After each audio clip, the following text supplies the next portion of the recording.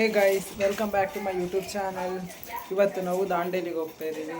So ಅಲ್ಲಿ packages and ನಾವು ಎಲ್ಲಿ ಸ್ಟೇ ಆಗ್ತೀವಿ ಮತ್ತು ಲೈಕ್ ಹೆಂಗೆ ಹೋಗ್ತೀವಿ ಅದ್ರ ಬಗ್ಗೆ ಎಲ್ಲ ಡೀಟೇಲಾಗಿ ಇವತ್ತು ನಾನು ನಿಮಗೆ ತಿಳಿಸ್ಕೊಡ್ತೀನಿ.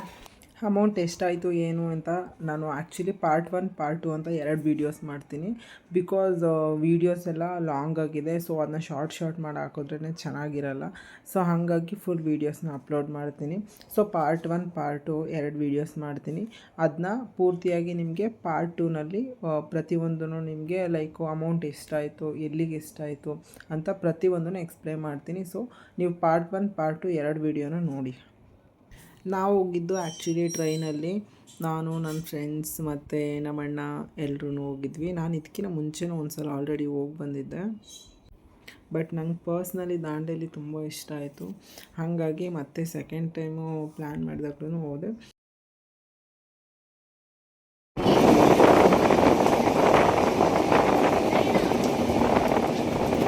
ಸೊ ಬೆಳಗ್ಗೆ 7 ಗಂಟೆಗೆಲ್ಲ ನಾವು ಅಳ್ನಾವರ ರೈಲ್ವೆ ಸ್ಟೇಷನ್ ರೀಚ್ ಆದ್ವಿ. ಸೊ ಅಲ್ಲಿಂದ ದಾಂಡೇಲಿಗೆ ಒಂದು ಟ್ರೈನ್ ಬಿಟ್ಟು ನಾವು ಲಾಸ್ಟ್ ಟೈಮ್ ಹೋದಾಗ ಆ್ಯಕ್ಚುಲಿ ಟ್ರೈನ್ ಇರಲಿಲ್ಲ.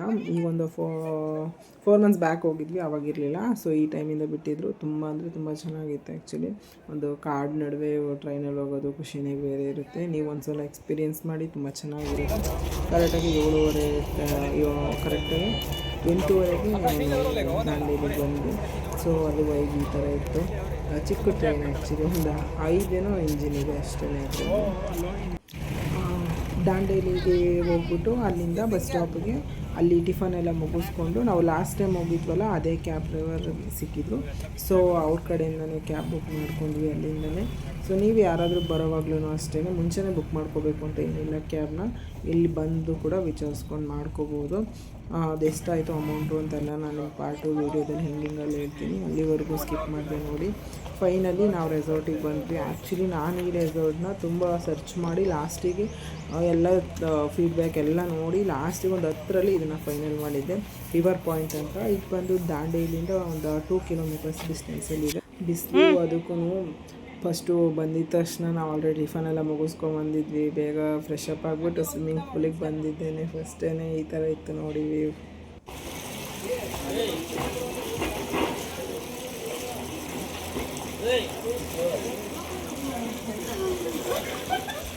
ಗೈಸ್, ಇವಾಗ ಊಟಕ್ಕೆ ಬಂದಿದ್ದೀವಿ. ಡೈನಿಂಗ್ ಹಾಲ್ ತುಂಬ ಚೆನ್ನಾಗಿದೆ ಆ್ಯಕ್ಚುಲಿ. ನಾವು ಲಾಸ್ಟ್ ಟೈಮ್ ಒಂದು ಸಲ ಬಂದಿದ್ವಿ, ಅಲ್ಲೂ ಚೆನ್ನಾಗಿತ್ತು. ಬಟ್ ಸ್ಪೇಸ್ ಕಮ್ಮಿ ಇತ್ತು. ಬಟ್ ಇಲ್ಲಿ ತುಂಬ ಅಫಿಷಿಯಲಾಗೂ ಇದೆ ಆ್ಯಂಡ್ ತುಂಬ ಸ್ಪೇಷಿಯಸ್ ಆಗಿದೆ ಜಾಗ. ಯಾವಾಗಾದರೂ ನೆಕ್ಸ್ಟ್ ನೀವೇನಾದರೂ ಪ್ಲ್ಯಾನ್ ಮಾಡಿದ್ರೆ ಇದಕ್ಕೆ ಬರ್ಬೋದು ಆ್ಯಕ್ಚುಲಿ. ಈ ರೆಸಾರ್ಟ್ಗೆ ಚೆನ್ನಾಗಿದೆ. ಇದು ಪೂಲ್ ಬರುತ್ತೆ ಇಲ್ಲೇ. ಲೈಕ್ ನಮಗೆ ಡಿನ್ನರ್ ಹಾಲ್ಗೆ ಈ ವ್ಯೂ ಕೂಡ ಕಾಣಿಸುತ್ತೆ. ಈ ಥರ ಬರುತ್ತೆ. ಹಂಗೆ ಬಂದರೆ ಈ ಕಡೆ swimming pool, this is the dinner hall. ನೀವೇ ನೋಡ್ತಿರ್ಬೋದು ಹೇಗಿದೆ ಅಂತ. ಕ್ಯಾಬೇಜ್ ಪಲ್ಯ ಇದೆ, ಮತ್ತು ಕಾಳು ಪಲ್ಯ ಇದೆ, ಮತ್ತು ಸೌತೆಕಾಯಿ, ಚಿಕನ್, ಮೊಸರನ್ನ, ಇನ್ನೂ ರೈಸ್ ಎಲ್ಲ ಇದೆ. ನಮ್ಗೆ ಎಷ್ಟು ಬೇಕು ಅಷ್ಟನ್ನ ಸದ್ಯಕ್ಕೆ ಹಾಕ್ಕೊಂಬಂದಿದ್ದೀವಿ. ಚೆನ್ನಾಗಿದೆ ಊಟ ಎಲ್ಲ ಮುಗಿತು. ಊರೆಲ್ಲ ಮುಗಿಸ್ಕೊಂಡು ಹಂಗೆ ಜೋಕಾಲಿ ಇತ್ತು, ಸ್ವಲ್ಪ ಜೋಕಾಲಿಯಲ್ಲಿ ಎಂಜಾಯ್ ಮಾಡಿಕೊಂಡು ಮತ್ತೆ ಇನ್ನೊಂದ್ಸಲ ಸ್ವಿಮ್ಮಿಂಗ್ ಪೂಲಿಗೆ ಹೋಗಿ ಸಾಕಾಗಿ ಎಂಜಾಯ್ ಮಾಡಿದ್ವಿ. ಮಾತ್ರ ಚೆನ್ನಾಗಿದೆ ರೆಸಾರ್ಟು. ರೆಕಮೆಂಡ್ ಮಾಡ್ತೀನಿ ನಿಮ್ಮನ್ನು ಆ್ಯಕ್ಚುಲಿ ನಿಮಗೆ. ಆ್ಯಂಡ್ ಇದ್ರ ಬಗ್ಗೆ ಡೀಟೇಲ್ಸ್ನೆಲ್ಲ ನಾನು ಕೊಡ್ತೀನಿ. ಸೊ ಇಷ್ಟ ಆದರೆ ನೀವು ಕೂಡ ನೆಕ್ಸ್ಟ್ ಪ್ಲ್ಯಾನ್ ಮಾಡಿದ್ರೆ ನಿಮ್ಮ ಫ್ರೆಂಡ್ಸ್ ಜೊತೆ ಹೋಗಿ ಅಷ್ಟೇ.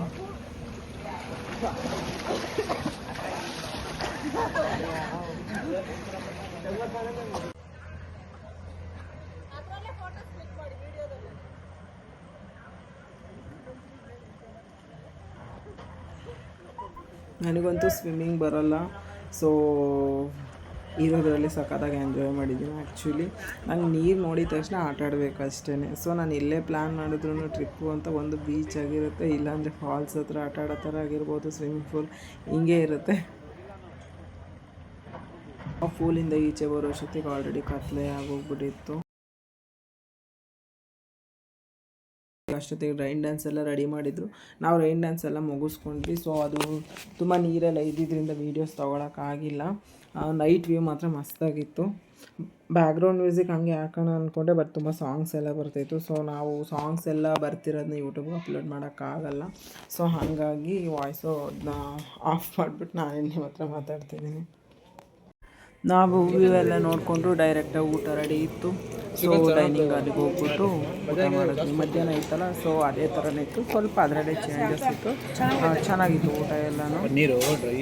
ಅದೆಲ್ಲ ಮುಗಿಸ್ಕೊಂಡು ಸ್ವಲ್ಪ ಇಂಡೋರ್ ಗೇಮ್ಸ್ ಎಲ್ಲ ಆಡಿದ್ದಿಲ್ಲ, ಸೊ ಅದನ್ನು ಟ್ರೈ ಮಾಡಿದ್ವಿ.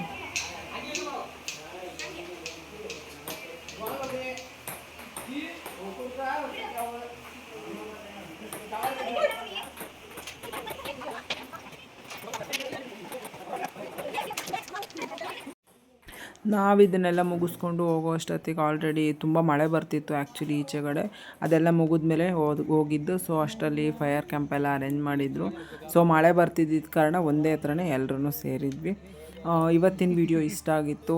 ಮಿಕ್ಕಿ ಡೀಟೇಲ್ಸ್ ಮತ್ತು ರೆಸಾರ್ಟ್ದು ಫುಲ್ ವಿಡಿಯೋ ಎಲ್ಲ ನಾನು ಪಾರ್ಟ್ 2ನಲ್ಲಿ ಅಪ್ಲೋಡ್ ಮಾಡ್ತೀನಿ. ಬಾಯ್ ಬಾಯ್.